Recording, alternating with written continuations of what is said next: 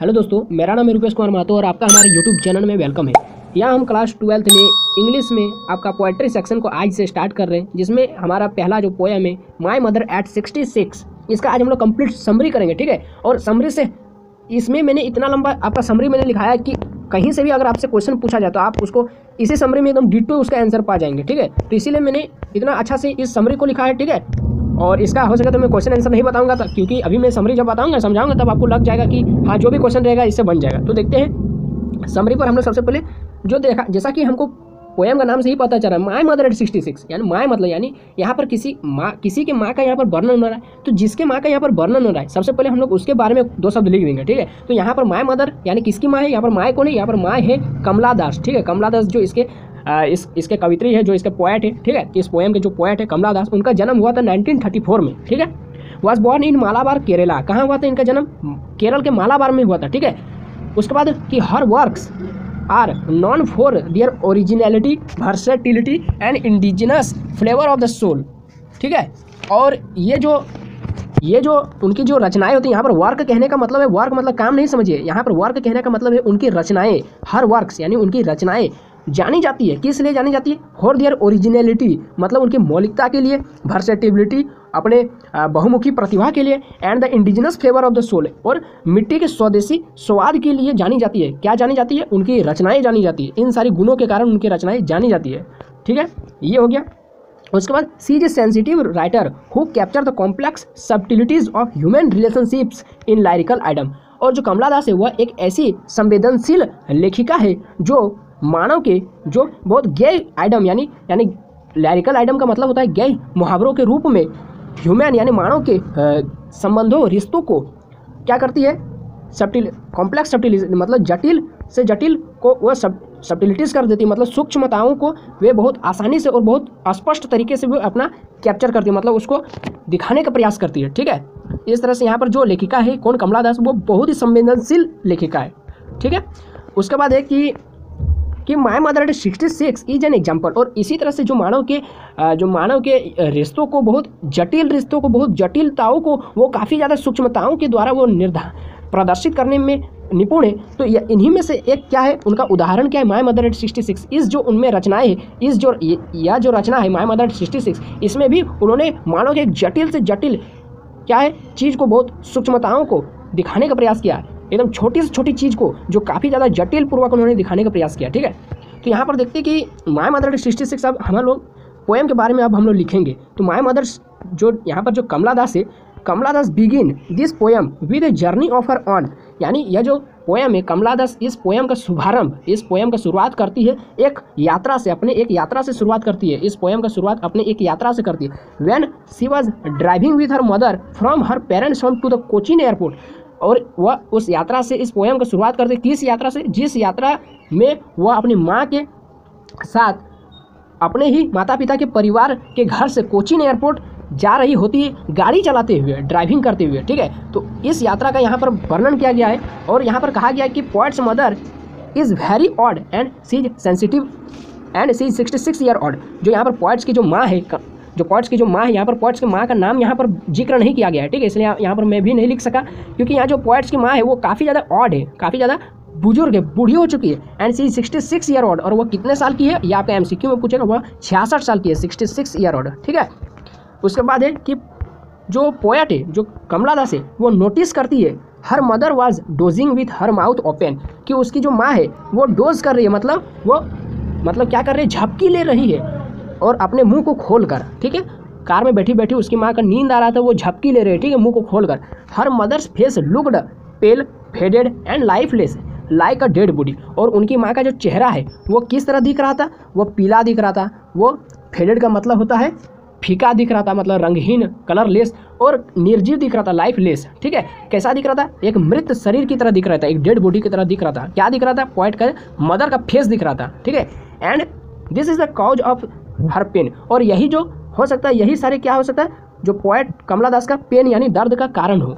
ठीक है, उनकी माँ का चेहरे का इस तरह हालत ही उनके दर्द का सबसे मुख्य कारण है, और उनका एजिंग मतलब उनका बुढ़ापा सबसे बड़ी कारण है। ठीक है, the poet turn her attention away from her mother and look outside.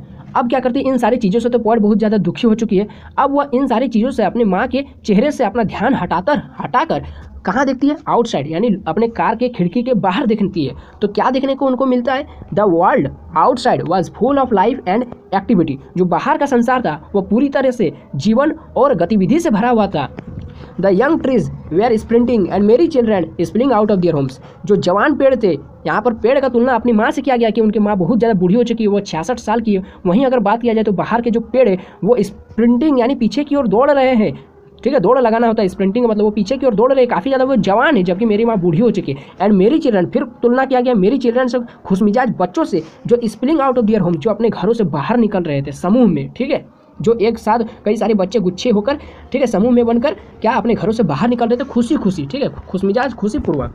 ठीक है, उसके बाद है कि देखिए ये समरी है, तो यहाँ पर हर एक पॉइंट को लिखना बहुत जरूरी है। तो अगला कहानी में बताया गया है इस जो पोएम है, the late winter's moon hazy. फिर पोएट की माँ का चेहरे का यहाँ पर तुलना किया गया है, किससे तुलना किया गया, late winter's moon. Late winter's moon कहने का मतलब है देर सर्दियों की रात। ठीक है, सॉरी देर सर्दियों की चांद। ठीक है, देर से सर्दियों का चांद। तो देर से सर्दियों के चांद से यहाँ पर पोएट की माँ का चेहरे का वर्णन किया गया। किस तरह से देखते हैं कि यहाँ पर जो the late winter's moon looks, किस तरह से लेट विंटर मून यानी देर से सर्दियों का चांद किस तरह दिखता है, हेजी एंड ऑब्सक्यूर, बहुत ज़्यादा धुंधला। हेजी मतलब धुंधला दिखता है, एंड ऑब्सक्यूर का मतलब होता है अस्पष्ट। ठीक है, साफ सुथरा नहीं, धुंधला दिख रहा था, अस्पष्ट दिख रहा था।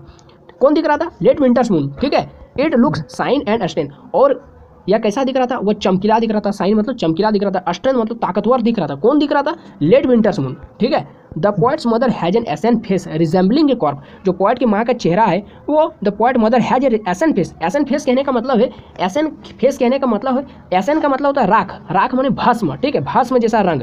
तो जो पोएट की मदर है उनका जो चेहरा है वो राख की तरह है। ठीक है, भस्म की तरह है, रिजेंबलिंग में कॉर्क, जो एक लाश की तरह दिख रही है। ठीक है, मतलब इतना ज़्यादा उनका हड्डी दिख रहा था, मांस बहुत कम था चेहरे में, लग रहा था कि वो कोई कंकाल होगा, मृत शरीर होगा। और जब वो सो रही थी, जब वो झपकी ले रही थी, मुंह खोल कर लग रहा था कि वो डेड बॉडी है। कॉर्प का मतलब क्या था, लाश। ठीक है, लाश। उसके बाद हो गया she has lost her smile and strength of youth. जो पोएट की माँ है वो अपना मुस्कान और स्ट्रेंथ ऑफ यूथ मतलब अपना जवानी का ताकत और अपनी मुस्कान दोनों को खो चुकी है। ठीक है, उसके बाद फिर अगला है कि poets childhood fear was ageing and ultimate death of her mother. जो पोएट कमला दास का जो बचपन का डर था, यहाँ पर अगर आपसे पूछा जाए कि कमला दास का बचपन का डर क्या था, तो द पोएट्स चाइल्डहुड फियर यानी कमला दास का बचपन का फियर था एजिंग का मतलब होता है बुढ़ापा, and ultimate death of her mother, उनकी माँ का अल्टीमेट डेथ। ठीक है, अंतिम मृत्यु, उनकी माँ का अंतिम मृत्यु और बुढ़ापा ही उनके बचपन का सबसे बड़ा डर था। किसका डर था, कमला दास का डर था। ठीक है, उसके बाद है कि द पोएट्स पार्टिंग वर्ड कहने का मतलब है, पार्टिंग मतलब विदाई, और वर्ड मतलब शब्द। ठीक है, यानी पोएट का, कवि का, कमला दास का जो विदाई वाले शब्द क्या थे, विदाई वाले शब्द सी यू सून अम्मा, कि जल्द ही मिलते हैं अम्मा। ठीक है, जो कमला दास है वो अपनी माँ को कहती है विदाई वाले शब्द। कौन से विदाई वाले शब्द, सी यू सून अम्मा, जल्द ही मिलते हैं अम्मा। और यह जो सिग्निफाई करता है, अगर आपसे क्वेश्चन में पूछे कि ये आपके एनसीईआरटी बुक में देखिएगा कि क्वेश्चन है एक कि जो पार्टिंग वर्ड है क्या था पार्टिंग वर्ड और वो क्या सिग्निफाई करती है, ये आपका क्वेश्चन है। तो उसका आंसर यहाँ से लेकर यहाँ तक होगा। ठीक है, तो देखिए इसका आंसर कि the poet's parting word see you soon Amma, यानी जो कवित्री जो कमला दास है उनका जो विदाई वाले शब्द क्या थे, विदाई वाले शब्द देखिए डबल इन्वर्टेड कोमा के अंदर में है विदाई वाले शब्द को कि सी यू सून अम्मा, जल्द ही मिलते हैं अम्मा, जो कि सिग्निफाई करता है बोथ हर फेयरवेल, दोनों को। देखिए दो चीज़ें दिखाता है, क्या पहला हर फेयरवेल टू हर मदर, उनकी अपनी माँ के साथ उनकी विदाई को, पहला क्या हो गया, अपनी माँ के साथ उनकी विदाई को, and an effort to leave her optimism and cheer. ठीक है, और उनकी एंड एन इफर्ट और एक प्रयास को दिखाता है टू लीव हर ऑप्टिमिज्म, जो उनके आशावाद को छोड़ने, और चीयर प्रसन्नता। ठीक है, जो क्या होता है कि an effort to leave her optimism and cheer, जो उनके आशावाद और प्रसन्नता को छोड़ने वाली प्रयास को दिखाता है। ठीक है, बहुत ज़्यादा आशावाद और जो विश्वास था, जो चीयर यानी जो प्रसन्नता था, उनको लीव कर रहा है, छोड़ रहा है। ठीक है, उसका एक प्रयास को दिखाता है। ठीक है, और एक क्या है कि अपनी विदाई, अपनी माँ के साथ उनकी विदाई को दर्शाता है। क्या दर्शाता है, ये वाला सी यू सून अम्मा। ठीक है, जल्द ही मिलते हैं अम्मा। ये हो गया ऑप्टिमिज्म का मतलब होता है आशावाद, उनका विश्वास। ठीक है, चीयर मतलब प्रसन्नता। ठीक है, हर स्माइल सिग्निफाई। अब यहाँ पर पूछा गया कि उनकी स्माइल क्या दिखाता है। उस समय जब वो अपनी माँ के साथ विदाई ले रही थी, तब पोएट जो है ना कमला दास, वो 3 बार कहती है स्माइल स्माइल स्माइल। तो उन तीनों का अलग अलग मीनिंग है, ठीक है। तो यहाँ पर है कि हर स्माइल, उनका जो मुस्कान था वह सिग्निफाई कर रहा था, क्या दर्शा रहा था, हर हेल्पलेसनेस, उनका लाचारी को दिखा रहा था, at the face of her mother in evitable death.